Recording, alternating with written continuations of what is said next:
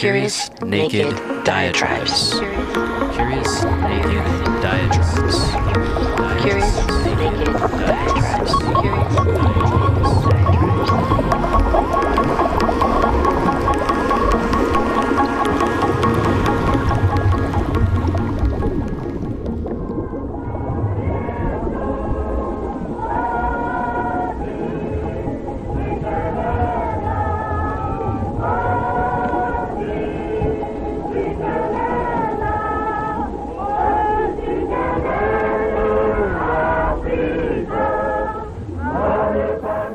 Greetings and blessings, and welcome back to Curious Naked Diatribes. Well, it's April, and therefore no longer Black History Month, and therefore I'm no longer able to discuss Black history. Wrong. I'll talk about Black history in March, April, May, June, and July. I'll talk about it all year round if I want, because it's my podcast, damn it. And Black history is not something distinct and separate. And it's this idea of separateness, which is really about racism, that I'll be talking about in this episode. Separateness or apartness, apartheid in the Afrikaans language, the language used by the white ruling elites in South Africa. Now we're going to start off this episode in 1948. Why? Because it was in 1948 that the apartheid system of government was officially put into place in South Africa. Now, if you consult your Wikipedia and look up apartheid, you'll notice something interesting.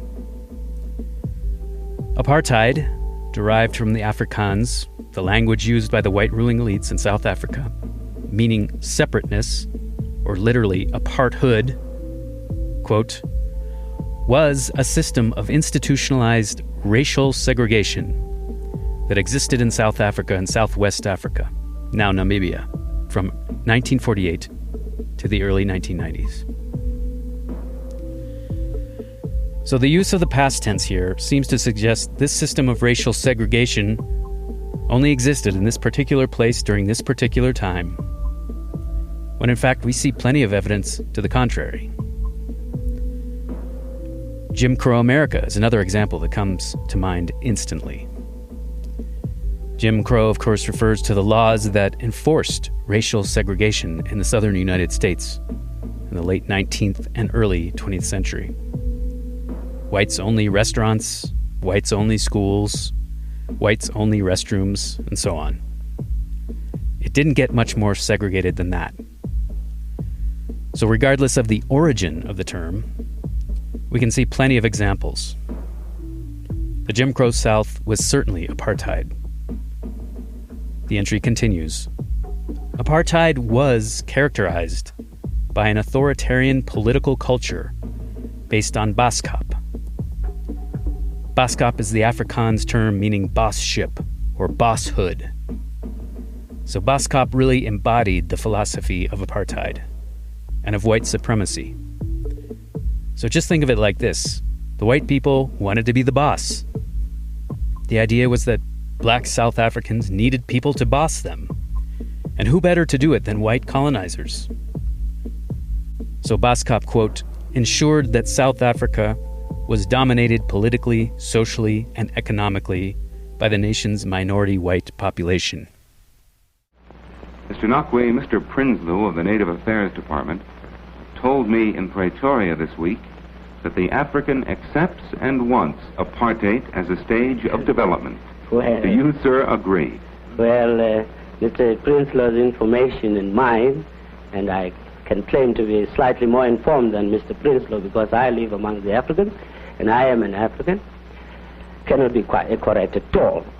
The African people are realizing that apartheid means nothing else but oppression and exploitation to them. If Mr. Prinslow's contention is correct, then why do we have the unrest in the countryside, in the most backward areas of the country? If Mr. Prinslow's information is also correct, then why do we have the deposition of chiefs?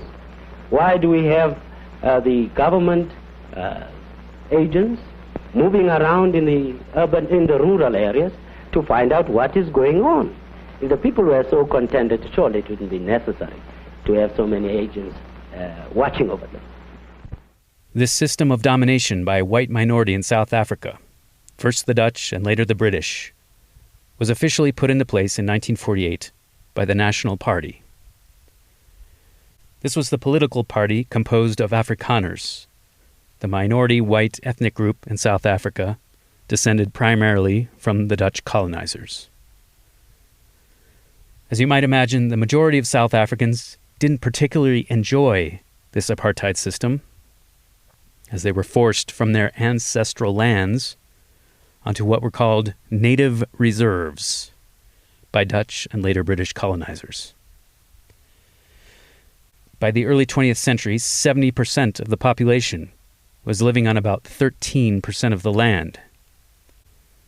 So even before apartheid was officially instituted by the National Party, black South Africans, who really had the worst out of it out of the various legal ethnic designations, were looking for ways to resist and push back.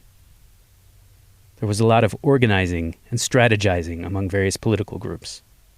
Do you, as a man of sensitivity and intelligence, ever get used to apartheid and what it does to you? I'm afraid not, because it continuously affronts me. I'm forced to be indignant about it. I cannot get used to it. I must resist it.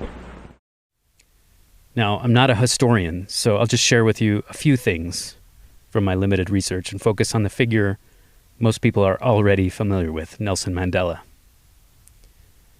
People are familiar with him because he later became president of South Africa in 1994. Perhaps not as many people are familiar with the story of his struggle against the apartheid regime through anti-colonial and African national movements. Mandela started off his career studying law, and it was during this time he really started to become politicized.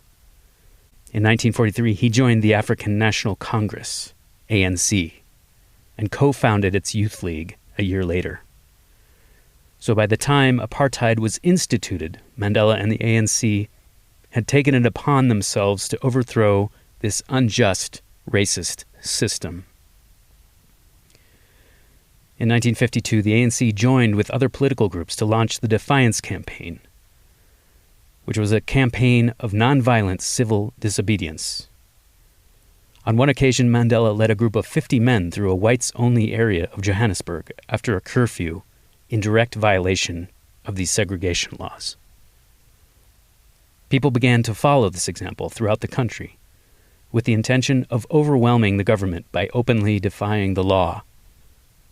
By September 1952, over 2,500 people from 25 towns had been arrested for breaking segregation laws.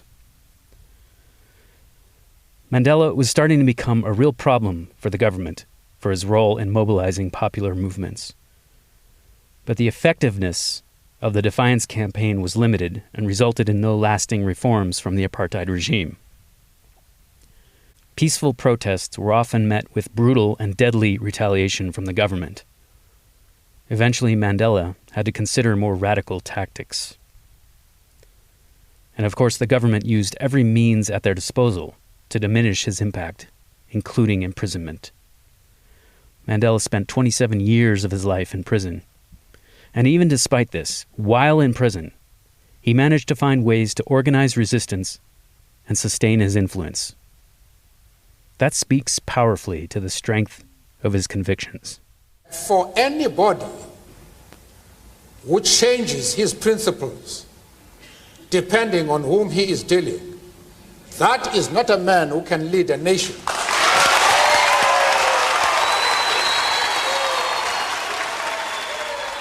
Mandela was released from prison in 1990 and became the first black president of South Africa 4 years later. It took that long for South Africa to have a black president. Just think about that for a moment. Now again, I return to 1948, nearly 6,000 miles to the north, in a land called Palestine. Another apartheid system was taking shape, one that continues to this very day, and will be treated in my next episode. In a 1997 speech, Nelson Mandela expressed his solidarity with the people of Palestine. He said, quote, "We know too well that our freedom is incomplete without the freedom of the Palestinians." Until next time, que todo sea amor. Walk tall, live free.